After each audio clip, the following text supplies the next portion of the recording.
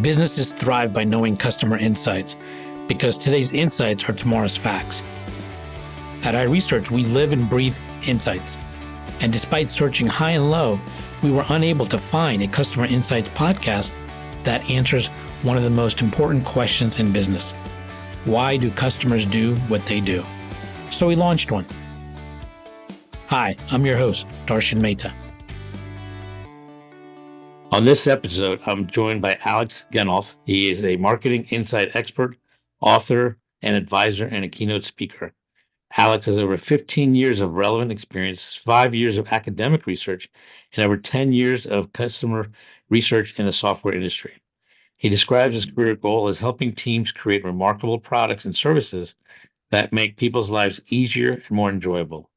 Currently, Alex is the head of customer research and marketing insights at Zappos family of companies, where he has worked for over 9 years. Welcome, Alex.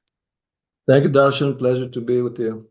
I'm really looking forward to talking to you. So, you've had quite an interesting journey. Can you tell me about your journey and the aha moments that have led you on a path from being a lecturer to becoming a marketing insight expert? Sure thing, Darshan. Yeah, my professional journey basically goes back to coming to the US as a student on a student visa to study psychology.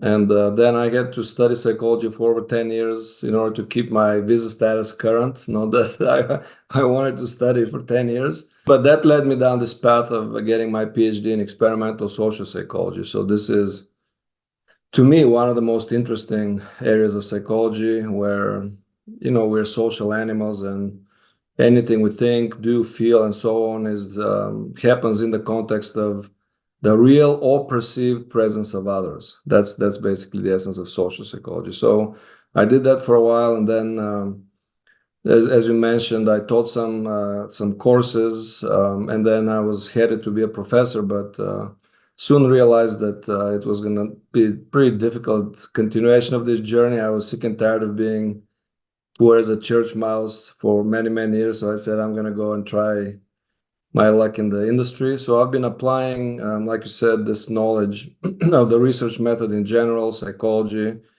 I focused on individual differences, which colors my approach to market research, for example, and emotions, how they get generated, how we perceive them, how we measure them. I've been applying this for a long time now in industries like insurance, personal finance. I was with Intuit's TurboTax for 7 years. Then I was with a B2B company by runners and for runners. And then for the past almost decade, I've been with Zappos. Interesting. And one of the things I talked about is you quoted saying helping teams create remarkable products and services that make people's lives easier and more enjoyable. This is something we've heard from many different people, and I'm sure now that you've been doing this, what would you say are the 3 things most people get wrong about it? And what are the 3 things most people really need to know about that? It's one thing to say it, but actually to implement that, that's the trick, isn't it? Right. No, absolutely. Because it is very fashionable, if you will, to talk about customer and the customer centricity, right? We are in the era of, in a way, customer centricity on the one hand, but on the other way, in this era of numbers and algorithms, right now, this conversation has gone to a crescendo level with ChatGPT, and now we think AI is going to solve everything. So I do believe it's an important moment to bring back the focus on the human and on humanity in business. So a few things, right? I would say one thing, which a lot of companies do because they think data is the most important thing, which as an empiricist and as a researcher, that's music to my ears, right? Because otherwise we could be reading some kind of, I don't know, looking at the stars or reading some kind of like bones or whatever, right, to come up with. This was in the past a valid way of figuring out the world, right, and predicting. So that's music to my ears, but taken to an extreme, I think it misleads and takes down the wrong path in the sense that you think you can personalize if you only had a lot of data, which is not the case. So that's kind of one of those myths. Another myth is that if only, right, we had the right algorithms and optimize things, right? Optimize the channels, all the channels when it comes to retail. Well, channels, again, this is very inside out thinking, right? Customers don't know what a channel is, right? They probably think that you're talking about TV.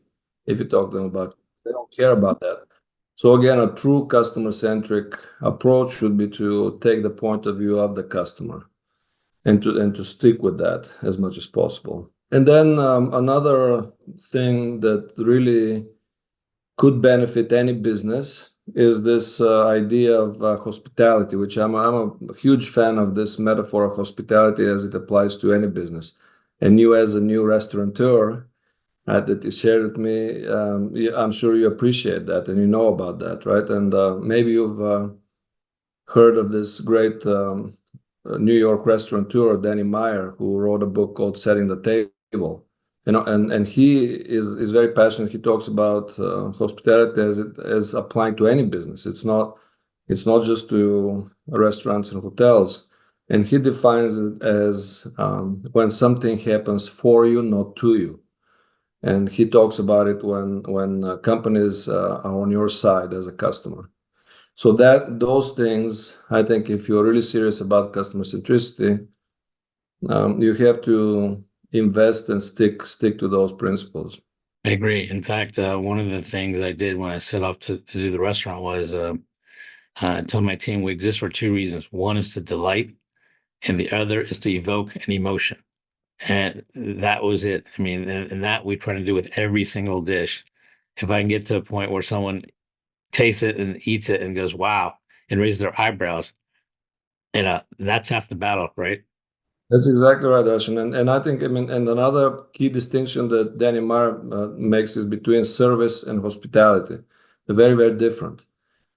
Right, service is when it's expected and so on, but when you get to a point where you anticipate the needs and you, like you said, people walk away feeling great, that's what they're gonna remember. They're not gonna remember the actual dish necessarily. They may not remember the taste. They're gonna remember how they felt at that moment, and that's what they'll tell their friends, right? And that's the essence of the net promoter score, is not only enjoying the food but then burning to go and tell others, and then opening Instagram, taking a picture, and they're going to be doing the marketing for you, right?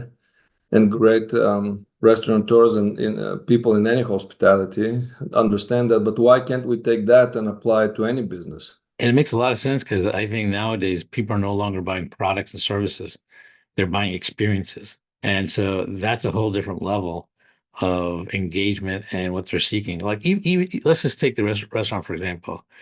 I asked my team, what is it they're really looking for? Sure, they're coming for food, but at the end of the day, it's really they're looking for an escape. They're looking for an escape. And so the two things that have been kind of heartening in doing this is my first time doing it, but when people walk in, they say they feel like they're no longer in Bangkok. They feel like they're somewhere else, which is really great. That's part of the experience, right? And then the second is, they're happy with the food. But the thing about the emotion is once you evoke an emotion, what's the first thing people want to do? They want to share it. That's precisely it. And you see, and you see what that's what a great restaurateur would do is by the customer, the diner schedule, right? Because otherwise, the opposite of it is what we've experienced many times in those places where the server has their own schedule, right? They come and because that's on their checklist. First, I'm gonna bring them water, then I'm gonna ask them for drinks, and if you open your mouth to say I'm ready to order, say no, I'm gonna come back because this is not it's not my sequence. You know what I mean?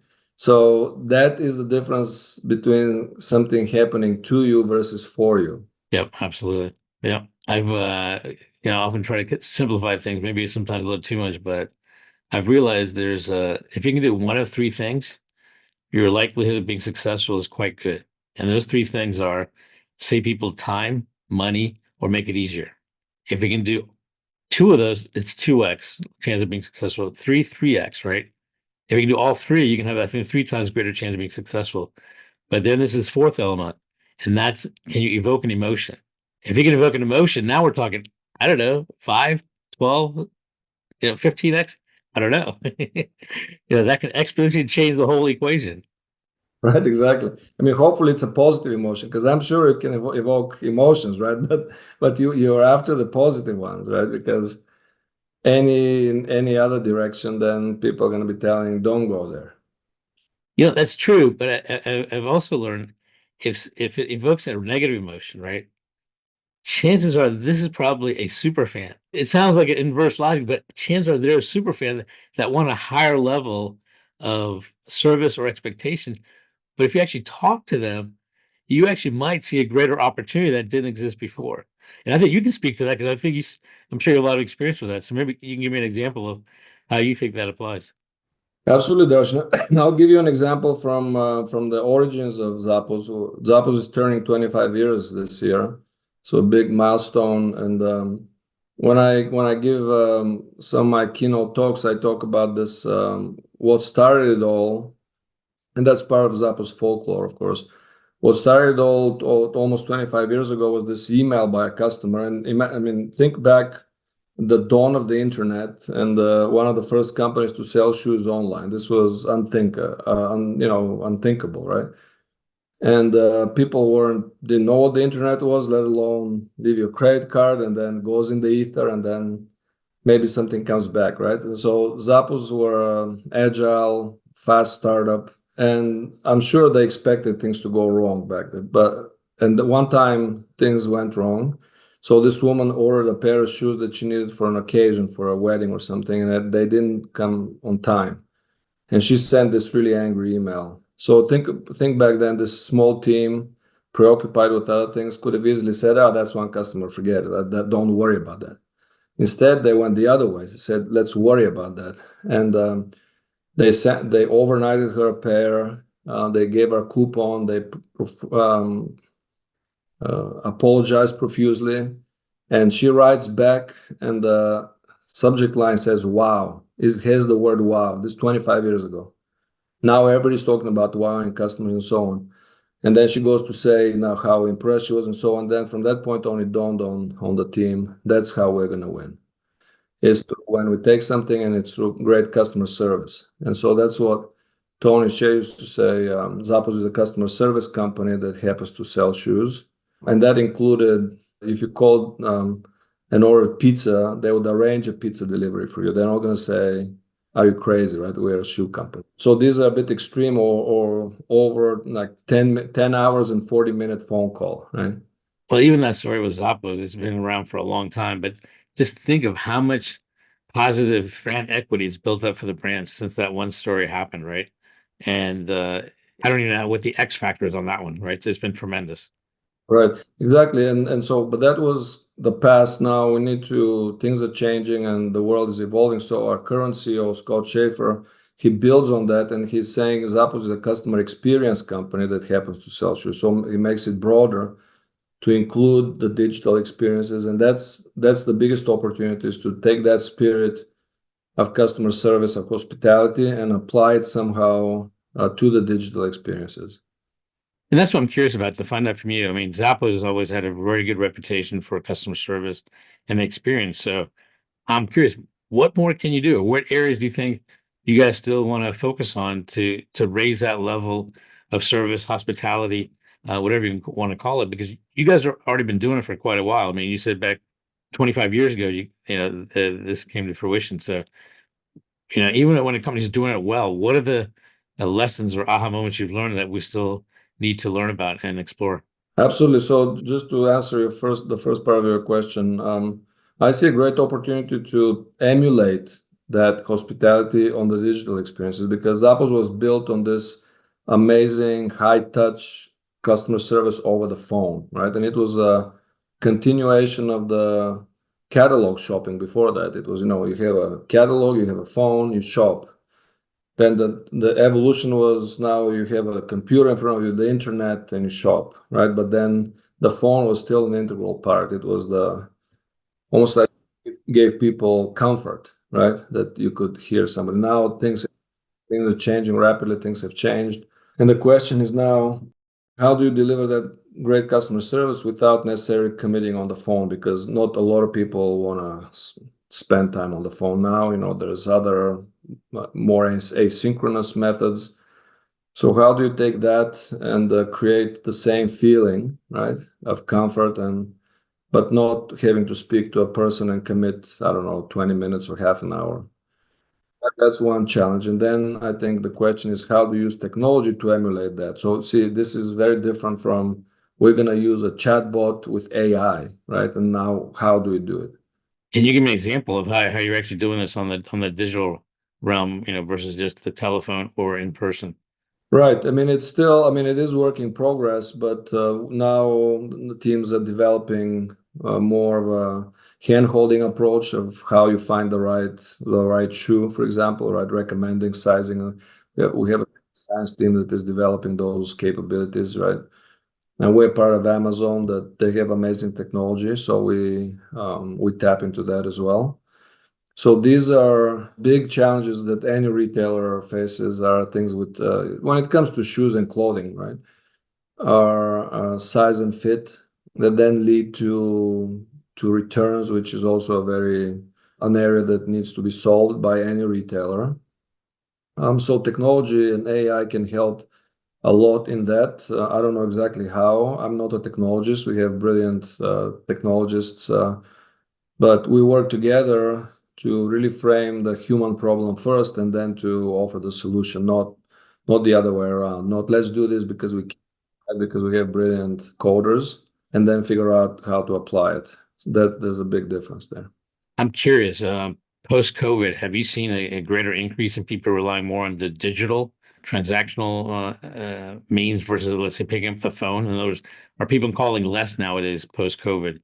And also, what are three things you really noticed have been significant shifts since COVID? Because that was quite an event worldwide. Oh, sure, sure. And I remember when I was speaking to folks and being on these webinars and podcasts, everybody was saying things here are changing drastically. The world is never going to be the same. And I'm a psychologist. I'm calling BS on that because it's the human brain has developed over millennia, and it's not going to change in the span of 2 3 years, right? It's this is some behaviors are going to change, some attitudes may change, a basic way of thinking, our brains are the same, motivation. So the question is really what's the same and what's changing. So there are some things that are constant. For example, 2000 years ago, people went to shop at the Agora, right, at the public square, and they like that, and they're going to continue to like that, right? That's not going to change anytime soon.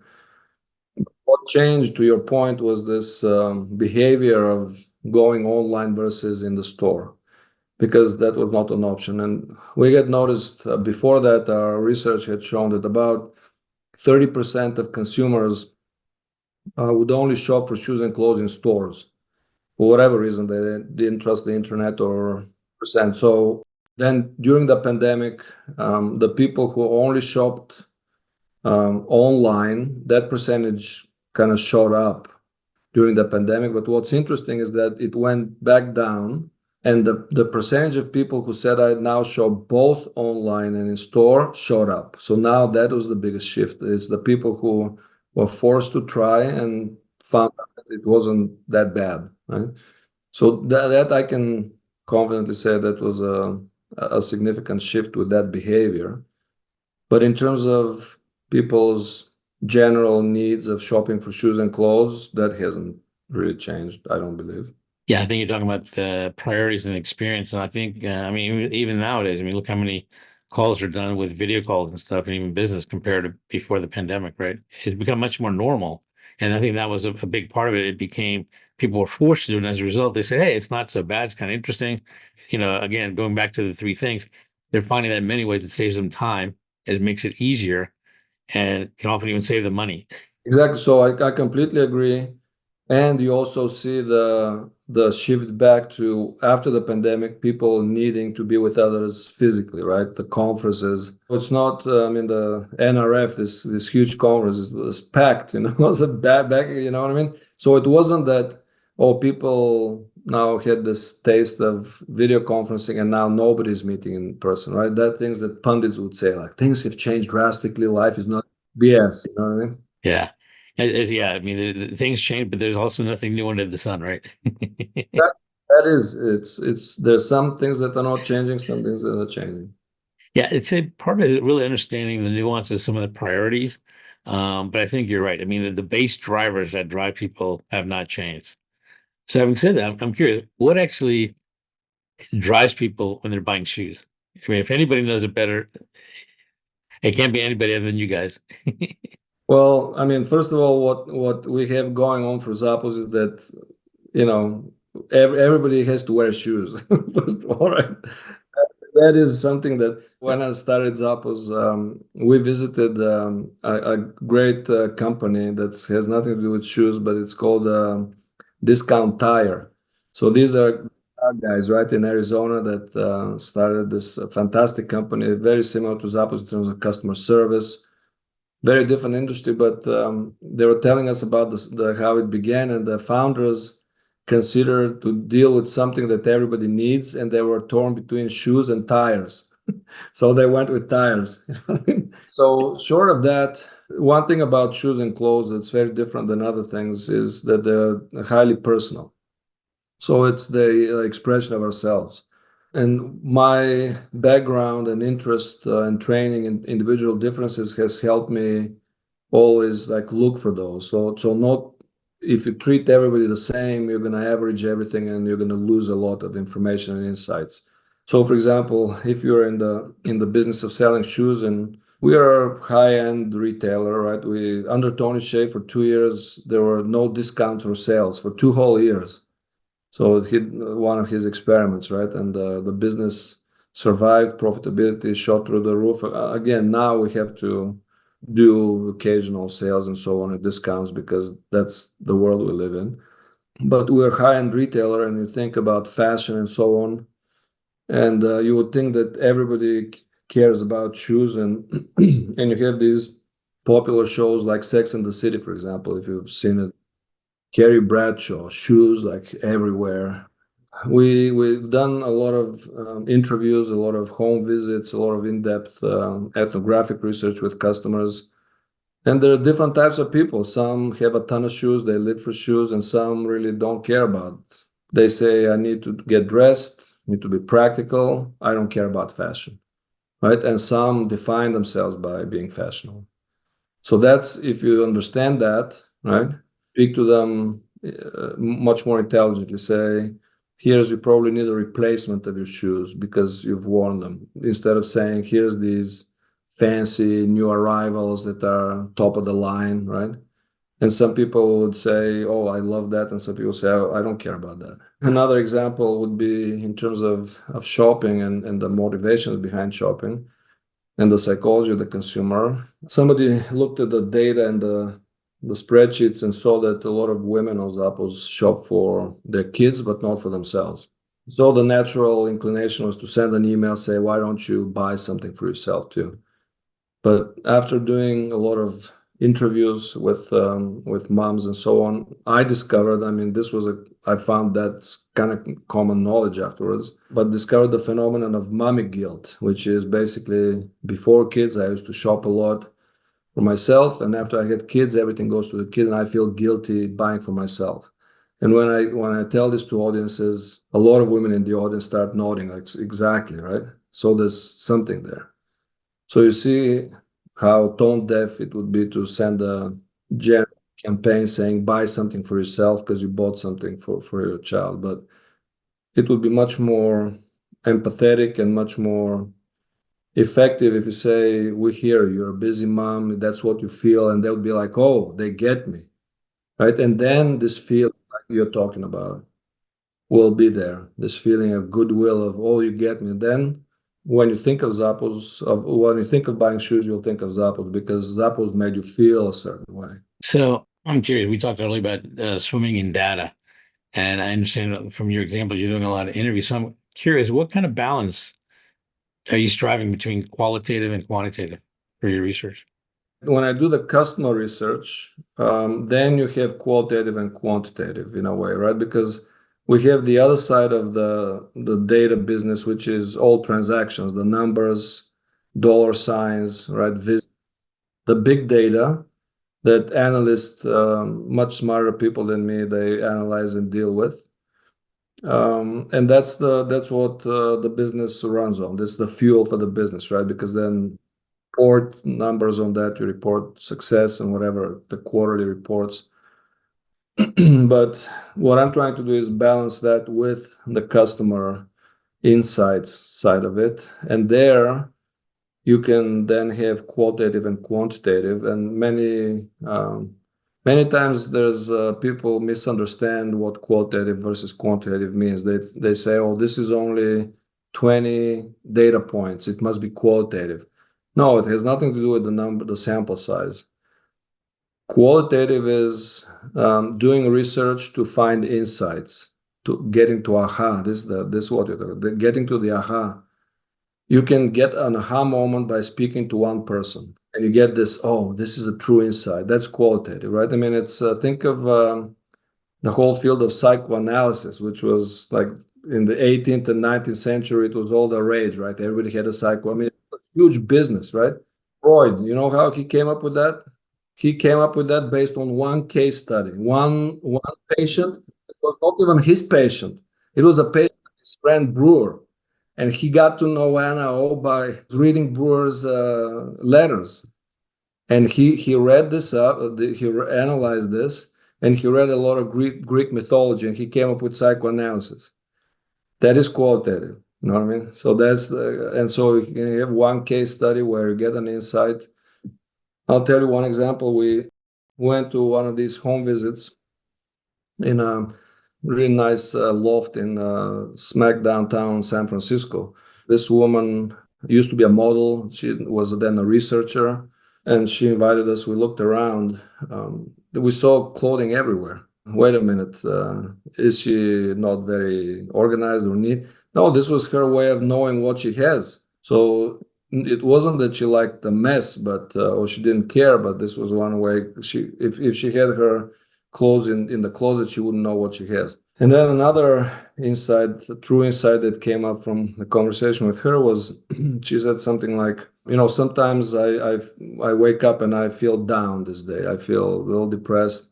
So what do? I put on an exceptional piece of clothing so that people notice me and talk to me. I would have thought the other way. You feel gloomy, you dress like a Italian grandma, you know what I mean?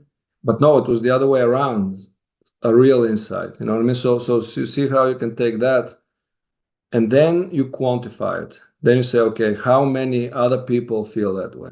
Usually surveys are at this point the only way for us to quantify what's in people's heads at scale.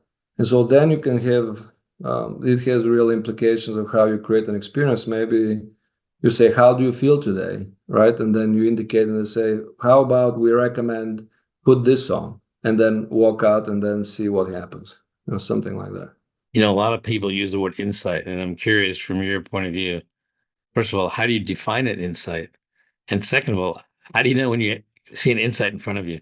People don't ask me that question. I usually kind of elaborate on this on my own, but thank you for asking me.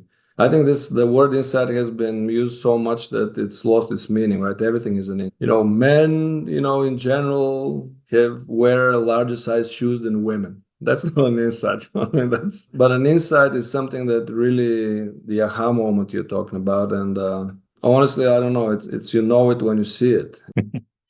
A lot of people say that, I know, but that doesn't help a lot of people either. I often tell people an insight is like watching a really good comedian. This is a comedian that takes something from over here, puts it together, and it makes you say, you know what? I never thought of it that way, but it's so true. That to me is a true insight, right?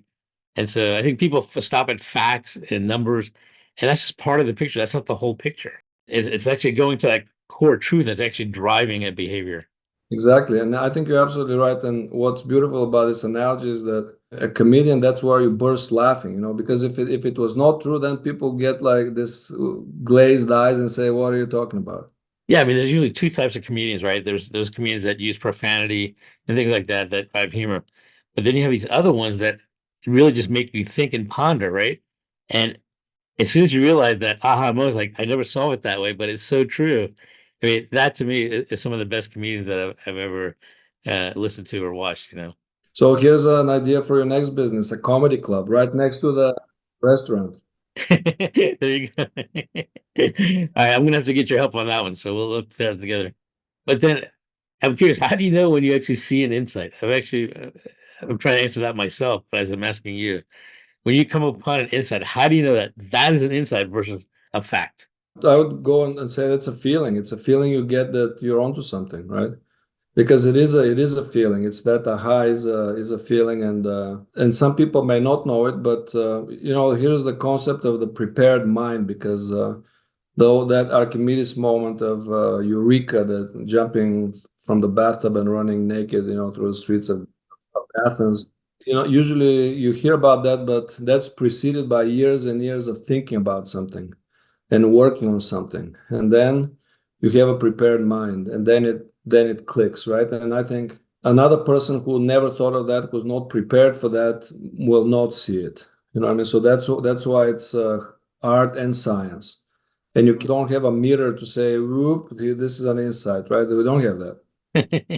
Yeah, there's no validation. Oh, there's an insight. Yeah, you just have to kind of agree. But I think you're right. You hit upon something. I think it's a mindset, right? And I think there's a difference in the mindset that says I'm doing research versus what I'm really doing is structured curiosity, Exactly, that's it. That's it. right? And structured curiosity is actually, to me, the difference is not just saying I have numbers, I'm looking at it. It's actually wanting to dig deeper and deeper and deeper until you actually uncover that truth that says, ah, that's it. That's what's driving this. That's exactly right. And then you have that explains these techniques, the five whys, for example, right? What you keep asking why. Kids are very good at that, but they have 100 whys, where to the point where, as a parent, you end up saying, "Shut up, because I say so, because I'm your dad and I'm bigger and stronger than you." Five whys are really how you get to. I think that's also. I mean, let's go back to entertainment a little bit and comedians and so on. You know of Howard Stern, right? In right, he is brilliant, brilliant guy, and he is a master of getting to that, right? Master of getting people to open up and asking, and then what comes up is a true emotion, right? That's why he's so successful, not because of his antics years ago, right? Profanities and antics and so on. I mean, that made him popular, but behind that is a very serious. He's a master at interviewing and drawing those things out of people. Yeah, because I think he's actually generally curious, and that's I think one of the keys that makes a really good researcher or someone that pursues insights is that genuine desire just for curiosity, or not necessarily just solving a business problem, but actually being curious to the point you're going. I think what you're talking about is going after the humanity. What's actually behind the human here? What's actually driving them? That's probably a good place to transition to something you talk about, and that is developing customer empathy. So tell me a little bit about that, and how should companies pursue that? I mean, customer empathy is at the core of building this relationship with the customer and creating that good feeling, right? And that then leads to long-term loyalty, true, meaningful loyalty. Because if you don't have that empathy, it's going to be a very one-sided relationship, right? You say, "Here's this product, give me your money," right? You have your rules, like you really don't care what happens, and then what happens is that things happen to people, right? So, for example, you cannot unsubscribe, or you can't, or they pre-check a checkbox, right? And unbeknownst to you, you sign up for the rest of your life to right, for something, that a service that you don't need. There's probably some small print, and so people, businesses are covered from a legal perspective. But of course, the empathy there should be, how would you feel if somebody did that to you? Do you treat your customers the way you want to be treated? And the empathy of, just a example I gave you with mommy guilt, that is real empathy. Before you understand how people feel, if you don't go down that path, I'm like, why don't you buy for yourself? Well, because I feel guilty. Oh, okay, I get it. And then that should be baked into the communications, right? To say, we know how you feel as a mom. So is that what you just did? You basically told them how you feel, but you didn't necessarily ask them to buy. You just want to identify that you understand them and you get them. Or did you actually ask them for a call to action? Right. So this is still, I mean, this insight is in the insight stage. I think we're talking to communicating to the teams to try something. So it's not really happening right now. But what we're advising teams is to first of all understand that, right? Who's who, which you need the right type of data. You need to understand that this woman is buying for the child and so on. That she really feels that emotion because some women don't, some moms don't feel that. There's different types of people, right? That's what individual differences are all about. And then once you empathize with them and say, we know how hard it is to be a mom, right? So and then why don't you look and put stuff in your wish list? Put stuff in your wish list. That can be the call to action, right? Put stuff in your wish list, and then imagine for our best customers on their birthday, we pick something from their wish list and send them a gift. You know what I mean? What would that feel like, right? And they'll tell 10 of their friends about Zappos, this great company sent me free shoes out of my wish list, right? This is one I've heard another example from the airline industry. Somebody was raving about Alaska Airlines and how when they misplace a luggage or something, they proactively send you credit. You know what I mean, without asking you to tag them and spend, and they identify it and send you the credit, something like that. So again, this person was telling others about this great experience, right? And it doesn't take much, right? No, it doesn't take much because you already know what their legs is delayed, and so why have them jump through hoops just to let you know again, right? I mean, I think you made me think of an example. There was research done on chocolate, and a lot of times people felt guilty eating chocolate, right, because of various reasons. But then they realized if they actually just made a small bite-sized piece of chocolate, they got over the guilt and they enjoyed the pleasures of chocolate. Although, and you don't now having 10 times the small piece, right? And that's different. It's always true in college. We need 10 of them versus one big one, right? That's the beauty of behavioral economics. I mean, behavioral economics, which is very popular now, is based on those insights about that humans are moved by emotions and not by, we're not walking calculators that always calculate things. Yeah, that way, actually, some restaurants have recognized that actually it's better to, instead of giving people one dessert dish, give them little samplings of a few, and then people enjoy that even more, actually. Exactly. So I mean, think of the different experiences of having a big dish of something. Some people enjoy it, appreciate it, right? But others are turned off by it. And then you see the evolution of this tapas, which is a few small things, right? Then it's shared, so it's easy to share, right? And that's a completely different dining experience if you think about it, right? And it has cultural connotations like this tapas is more common in cultures where there's a lot of sharing and hours spent at the table and so on. Well, I'll give you an example with my restaurant. We were actually it's a Latin American restaurant. We were actually serving tostadas, right? It was already made and everything, and then we realized, that's not the way to do it. The way we're gonna actually have the customers make their own tostadas, and it become a sharing experience with everybody. And so everybody's kind of going, for the plate, making it and having different versions of it, and it completely changed the whole experience. This is it, and that's again another true insight that you're bringing to the dining experience for sure. Yeah, and that was all about because ultimately what we're realizing is that people not only want to escape when they go to eat, but more than they're looking for an opportunity to have great conversation and to engage and socialize, right? And the more you can do to create that, it's just going to enhance the experience even further, right? You can do the basic, but at the end of the day, the ultimate experience boils down to humans and their interaction that happens as a result of the environment they're put into. Exactly, perfect, and perfect analogy. I think that your next book should be on that. Your learnings from restaurant business. That should be interesting. Aha moments from the restaurant business. Well, before we wrap up, I have a question for you. Two questions actually. So, what's next for you? What's on the horizon that you want to look into, dig deeper, and learn more about? And especially, is there anything about AI that really intrigues you, or you think there's some opportunities there? I mean, I think there's tremendous opportunities, and I've seen AI do amazing things in terms of language, right? Its linguistic capabilities are unmatched. You know, to understand language, to write as human, better than humans, obviously, to edit, to do all that. Beyond that, I haven't seen. other real applications really in the CX field. I've heard technologists rave about its ability to go and debug code. I mean, think of like that software goes and looks at millions of code at lightning speed and fixes it, which humans cannot do. So there's some undeniable benefits there. Beyond that, I'm curious. I don't know.